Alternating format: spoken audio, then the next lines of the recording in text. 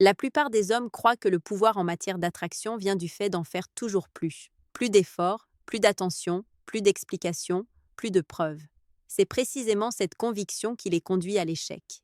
Car la vérité est inconfortable, et une fois qu'on l'a vue, impossible de faire marche arrière. L'attraction ne naît pas de ce que vous offrez, mais de ce dont vous n'avez pas besoin. Les femmes ne sont pas attirées par la pression, elles sont attirées par la tension psychologique. Et cette tension naît dans des zones que la plupart des hommes ne regardent jamais. Voici la réalité brute. Chaque être humain possède des points de pression émotionnelle, non pas des faiblesses au sens cruel du terme, mais des lacunes subconscientes en matière de certitude, de sécurité, de validation et de contrôle. Les femmes n'y échappent pas. Les hommes qui dominent naturellement les dynamiques d'attraction ne sont ni manipulateurs, ni bruyants, ni agressifs. Ils comprennent simplement où se trouve le levier émotionnel, et ils ne le poursuivent jamais. C'est pourquoi certains hommes disent presque rien et restent inoubliables. C'est pourquoi d'autres prennent du recul et deviennent soudainement irrésistibles. C'est pourquoi le silence, la retenue et le calme déstabilisent plus que n'importe quel compliment. Il ne s'agit pas de trucs, mais de gravité psychologique. Quand vous comprenez comment l'esprit féminin se protège et ce qui fait craquer cette protection, vous arrêtez de réagir émotionnellement. Vous cessez d'essayer d'impressionner, vous cessez de négocier le désir, et c'est là que la dynamique bascule. La plupart des hommes perdent leur pouvoir parce qu'ils révèlent trop de certitudes. Ils expliquent à leurs intentions, clarifient leurs sentiments, dissipent tout mystère au nom de l'honnêteté, sans voir que le mystère est le vrai moteur de l'attraction. Ce à quoi les femmes réagissent n'est pas la cruauté, mais la maîtrise de soi émotionnelle. Dès qu'elle sent que votre bonheur, votre confiance et votre direction ne dépendent pas de sa réaction, quelque chose de subtil se produit en elle. La curiosité remplace le confort, l'intérêt remplace la certitude, le respect remplace la familiarité. Et voici la partie que presque personne n'ose dire à voix haute. L'esprit féminin est programmé pour tester la force émotionnelle, pas consciemment, mais instinctivement, non pour blesser, mais pour se sentir en sécurité.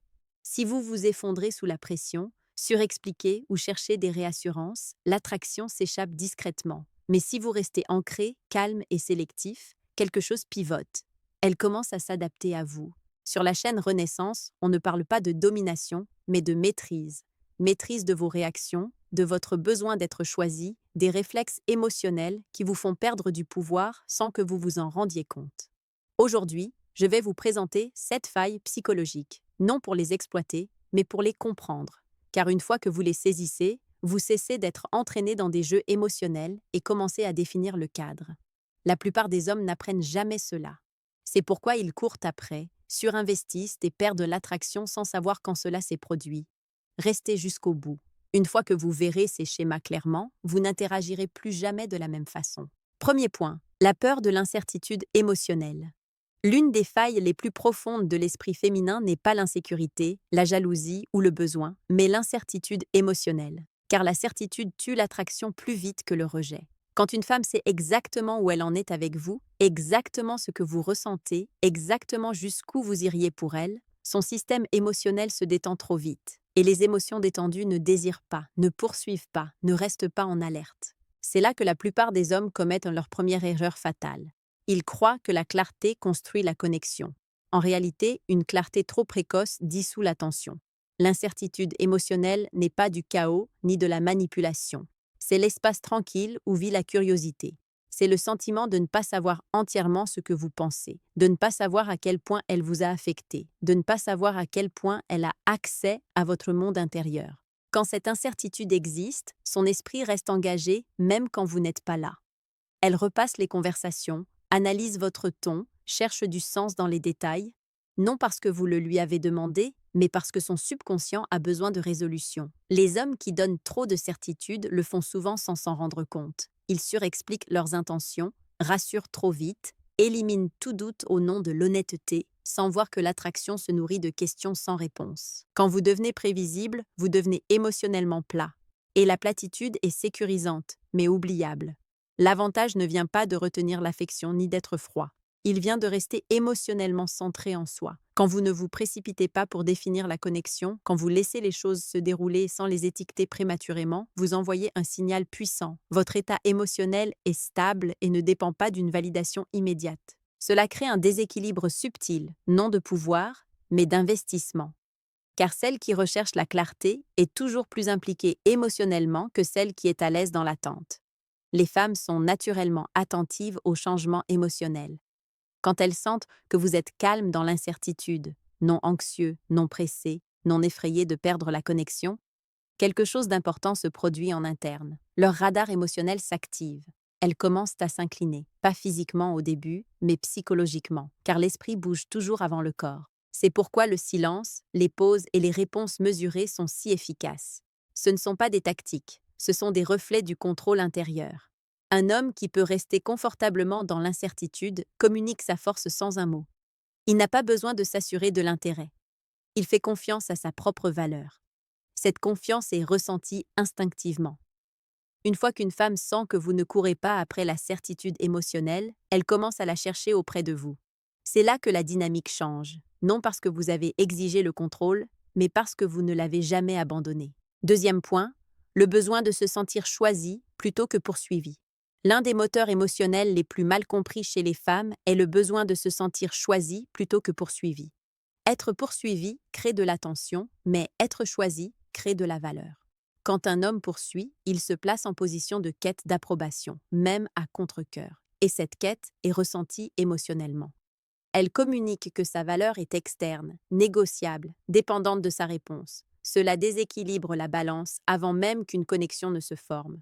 Se sentir choisi est différent. C'est réaliser qu'un homme a des standards, des préférences, des limites, et que sa présence dans sa vie est le résultat d'un alignement, pas d'un effort désespéré.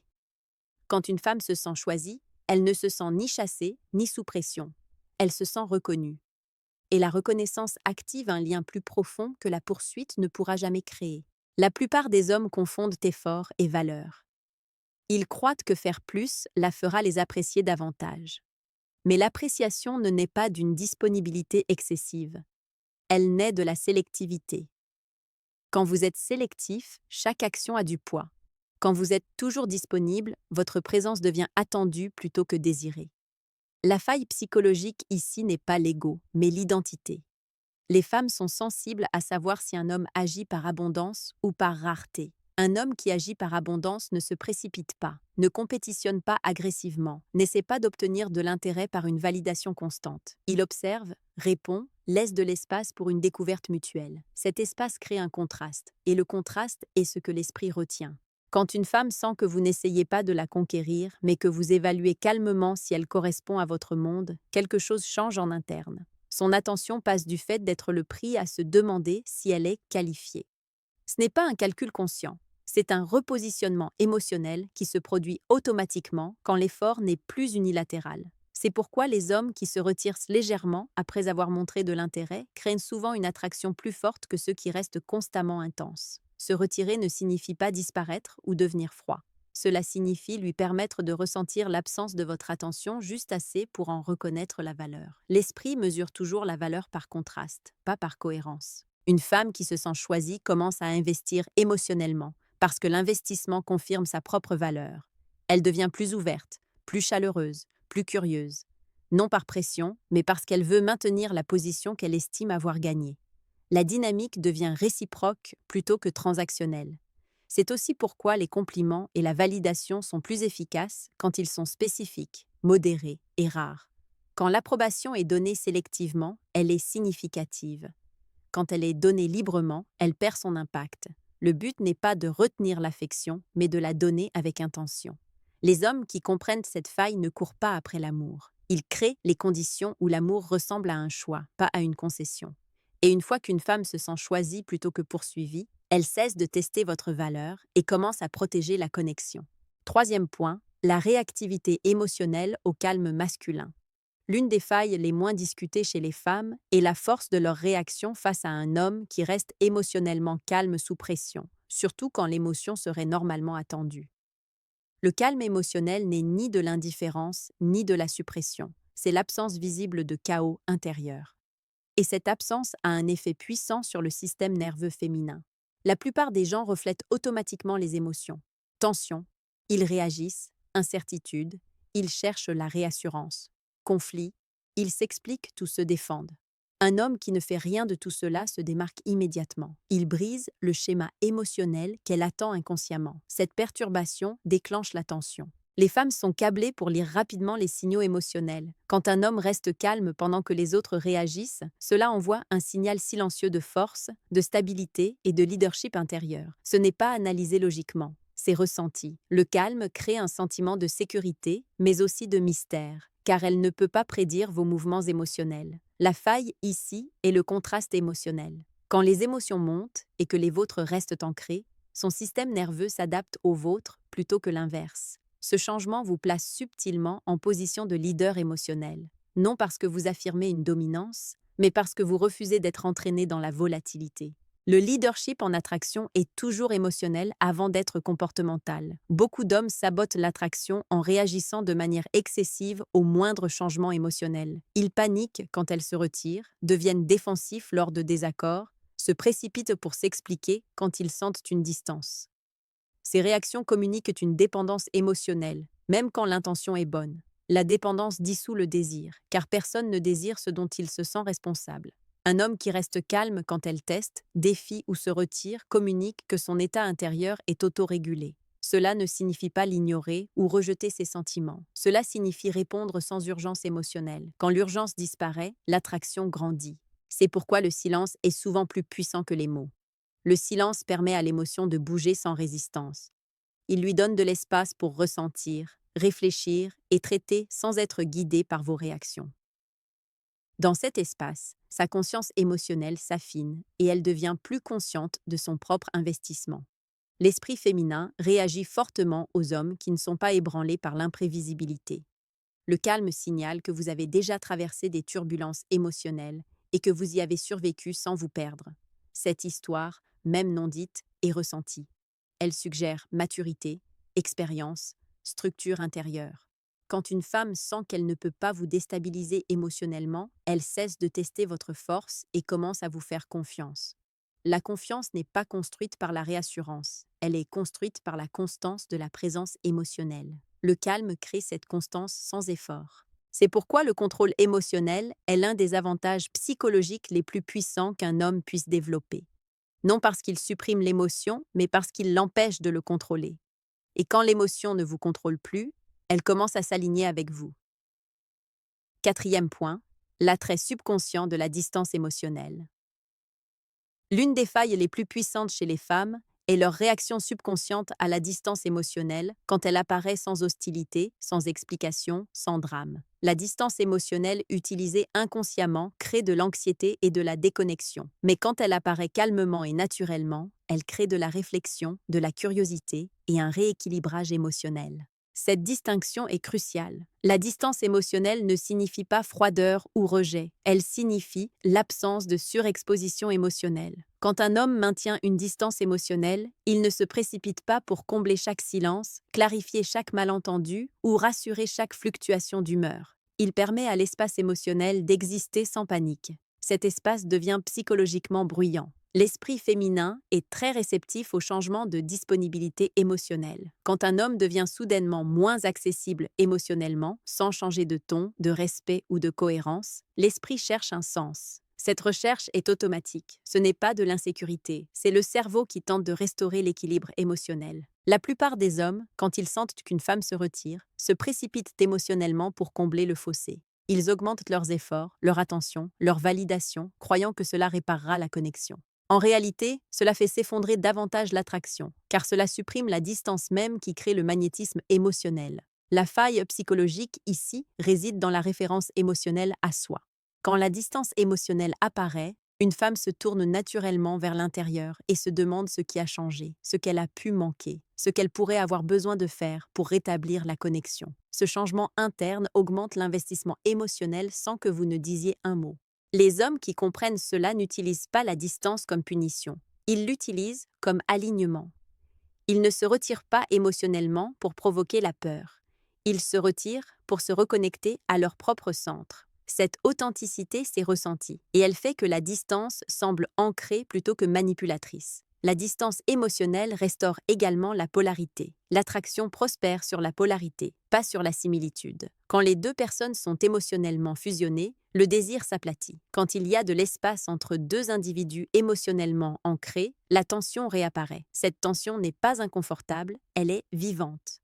C'est pourquoi l'homme qui peut prendre du recul émotionnellement, sans ressentiment, sans explication, sans fuite émotionnelle, reprend naturellement le dessus.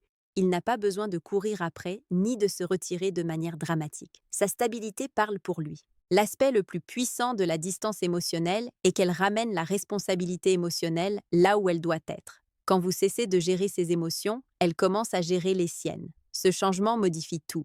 Elle devient plus présente, plus attentive, plus consciente de son rôle dans la dynamique. Une femme ne perd pas l'intérêt parce qu'un homme crée de l'espace. Elle perd l'intérêt parce qu'un homme crée du besoin. L'espace sans besoin crée de l'intrigue. La distance sans amertume crée du respect. Quand la distance émotionnelle est maintenue avec une confiance calme, elle devient un miroir. Et dans ce miroir, elle voit ses propres sentiments plus clairement que jamais. 5e point, la sensibilité à la direction et au leadership. L'une des failles les plus sous-estimées chez les femmes est leur sensibilité au sens de la direction d'un homme. Non pas au sens de contrôle ou d'autorité, mais dans la certitude tranquille de savoir où il va émotionnellement, mentalement et dans la vie. La direction crée la sécurité et la sécurité crée l'attraction quand elle est associée à l'indépendance plutôt qu'à la dépendance. Un homme sans direction n'apparaît pas libre. Il apparaît réactif.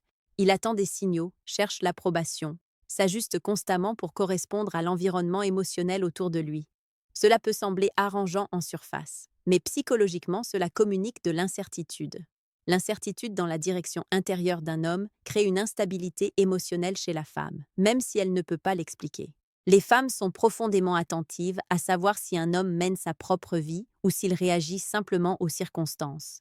Cette conscience n'est pas intellectuelle, elle est instinctive. Quand un homme parle, agit et décide à partir d'un alignement intérieur, sa présence est ancrée. S'il manque cet alignement, sa présence est dispersée. La faille ici réside dans l'ancrage émotionnel. Une femme recherche inconsciemment un ancrage émotionnel, non pas quelqu'un dont dépendre, mais quelqu'un dont l'état émotionnel est autodirigé plutôt qu'influencé par l'extérieur. Quand elle sent que vos humeurs, vos décisions et votre confiance ne montent et ne descendent pas en fonction de ses réactions, son système nerveux se détend et s'incline. Beaucoup d'hommes croient que le leadership signifie prendre le contrôle des autres. En réalité, le leadership en attraction commence par le leadership de soi. C'est la capacité de dire non sans culpabilité, d'avancer sans consensus, de maintenir votre chemin sans avoir besoin de permission. Ce genre de leadership est ressenti immédiatement, car il ne peut pas être simulé longtemps. Un homme avec une direction ne demande pas où vont les choses. Il sait où il va et invite les autres à marcher à ses côtés s'ils s'alignent. Cela crée un changement psychologique où la femme commence à évaluer sa place dans votre vie plutôt que de remettre en question vos intentions. Ce renversement est subtil mais puissant. La direction crée également une maîtrise émotionnelle. Quand une femme sent qu'un homme a une structure en lui-même, elle se sent libre de se détendre dans ses propres émotions sans craindre de le déstabiliser. Cette liberté renforce l'attraction car elle supprime la pression émotionnelle de la connexion. Les hommes qui manquent de direction partagent souvent trop leurs plans, leurs rêves et leurs intentions pour compenser une insécurité. Les hommes avec une direction partagent sélectivement parce que leur confiance ne dépend pas d'être immédiatement compris. Cette retenue rend leur vision plus réelle et plus solide. Quand une femme sent que votre vie a un élan indépendant de son implication, elle s'y sent attirée. L'élan est magnétique. Il suggère croissance, but, avenir, sans avoir besoin de promesses ou de garanties. C'est pourquoi les femmes perdent souvent leur intérêt pour les hommes qui mettent leur vie en pause pour elles. Mettre en pause communique la stagnation. Continuer d'avancer communique la force.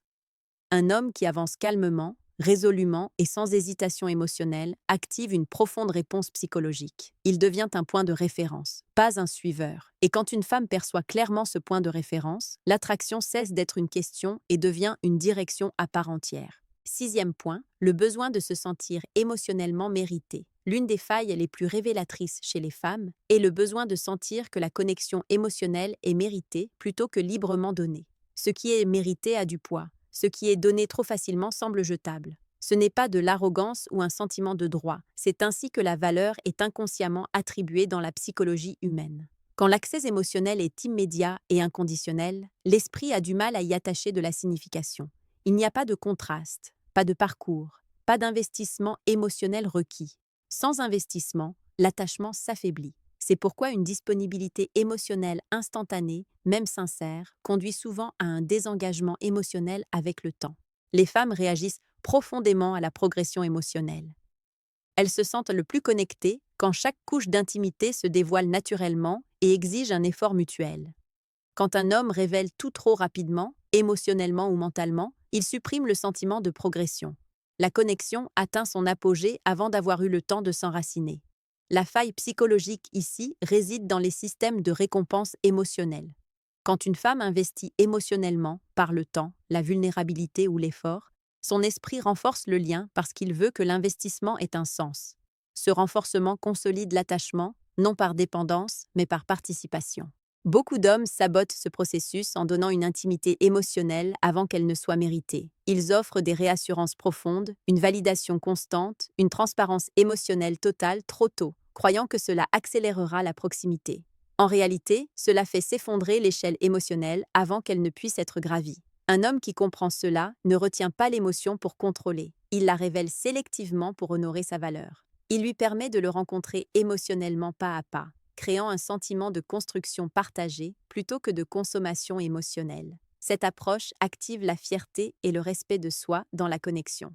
Une femme qui sent qu'elle a mérité la profondeur émotionnelle d'un homme la protège. Elle ne la prend pas à la légère. Elle devient plus intentionnelle, plus attentive, plus investie, parce que le lien semble choisi plutôt que donné. Le fait de devoir mériter émotionnellement restaure également l'équilibre. Quand les deux personnes investissent progressivement, aucune ne se sent surexposée ou sous-évaluée. La dynamique devient coopérative plutôt que compensatoire.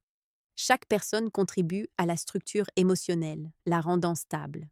C'est pourquoi les hommes qui avancent lentement émotionnellement créent souvent une attraction à long terme plus forte que ceux qui se précipitent. La lenteur permet au sens de s'accumuler. Elle permet au moment d'avoir de l'importance. Elle permet au silence de parler.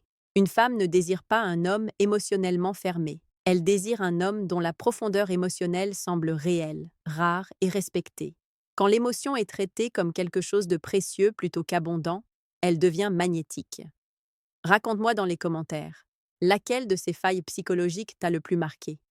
As-tu déjà vu l'une d'elles se manifester dans une situation réelle et comment as-tu réagi une fois que tu l'as comprise? Ton retour peut aider d'autres hommes à voir plus clair et à arrêter de perdre leur pouvoir sans s'en rendre compte. Je lis tout et je réponds personnellement.